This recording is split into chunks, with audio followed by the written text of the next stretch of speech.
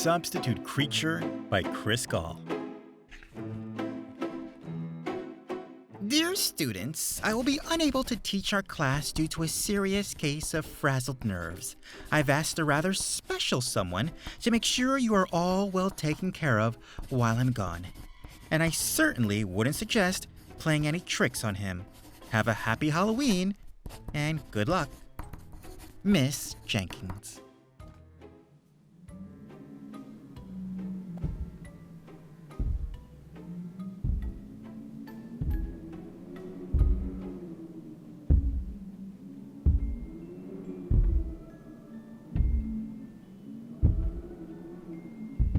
On a wind-swept day in late October, the students of Miss Jenkins' class arrived to a surprise at school. "Substitute teacher today," announced Peyton. Amanda giggled and scribbled on the chalkboard. Luke performed a circus act.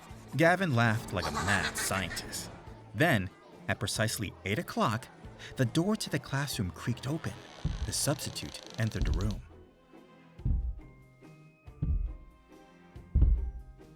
Good morning to all. My name is Mr. Creature. Miss Jenkins has asked me to step in as teacher. She claims that this class has grown quite out of hand, so I'm here to warn you, we're taking a stand. Amanda snickered at the way he spoke. Gavin opened a fresh box of tacks. The creature glared. If you're plotting some mischief, please don't even try. In the back of my head, you'll find more than one eye. Luke drew an eye on his own forehead. Mr. Creature didn't think that was funny at all. Attention all scamps, all rascals and fools. For 49 years I've visited schools. I've collected some tales whose lessons are grave about boys and girls who didn't behave. They'll give you the goosebumps, they'll shiver your skin. Now, pay strict attention. It's time we begin. And with that, Mr. Creature reached into his bag. Then he pulled out a tattered file. First, we meet Keith. A young, hungry lad, snacking on glue was a habit he had. He ate so much glue, no amount was too much, that he started to stick to all he would touch. Soon, no one could find the boy underneath all of the objects that stuck to poor Keith. Peyton's huge backpack fell over, and a dozen glue sticks rolled out. Mr. Creature looked very unhappy. Have you heard about Sarah? She crammed all her stuff inside of her desk, but enough was enough.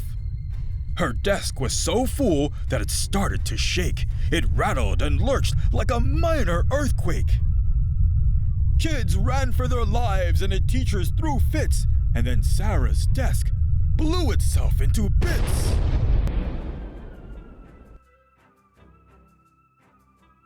Amanda passed a note to Luke, but Mr. Creature snatched it from her hands.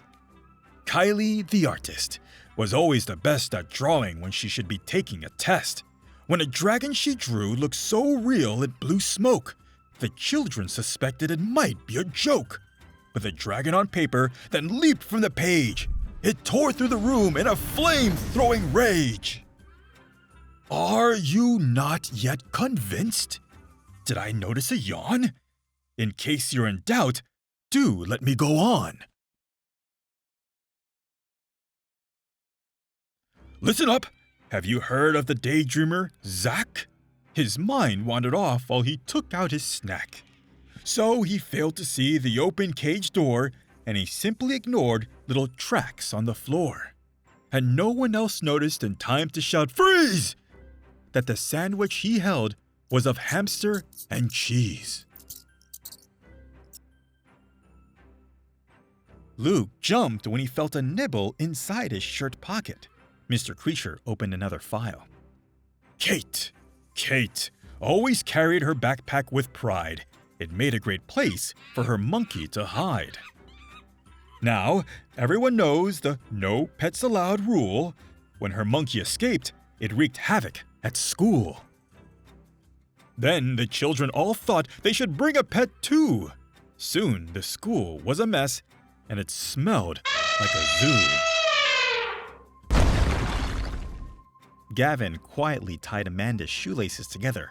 Mr. Creature scowled, then continued. Now, this impish fellow, whose nickname was Hank, like most little boys, loved to pull a good prank. He brought in a guppy to enliven the class, but in days it grew teeth that could chomp right through glass.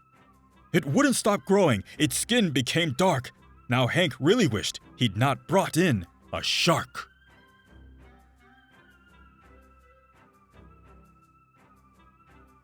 Then, Mr. Creature paused and gazed upon the silent room. Then he reached into his case one last time. And the last we have, Chris, a mischievous sort with a fondness for thieving, I'm sad to report. It seems the poor boy liked to trick for his treats. Dressed like a monster, he scared kids for sweets. But then he stole candy from a magical gnome. Now the trick was on Chris. He could never go home. Never? Amanda gulped. Why? Whispered Peyton. When he took off his costume, Chris saw the gnome's curse. He had 7 green legs and something much worse. A note explained how, for the rest of his days, he'd teach other children about wicked ways. Till he repaid his debt, a creature he'd be, and by now you should know that monster is me.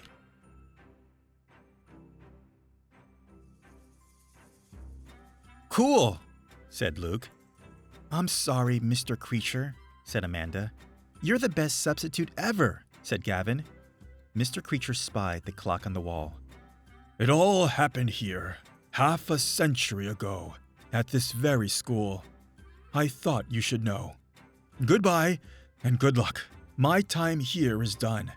I'll leave you a gift. For each, there is one. The students of Miss Jenkins' class thanked Mr. Creature for the candy and promised never to torment their teacher again. Then Mr. Creature was gone.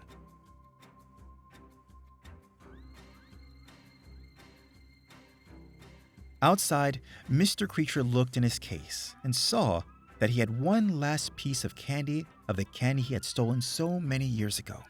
He just needed someone to give it to. Then he noticed a small, old man nearby who wore a funny, familiar hat. Mr. Creature quietly slipped the candy into the man's pocket.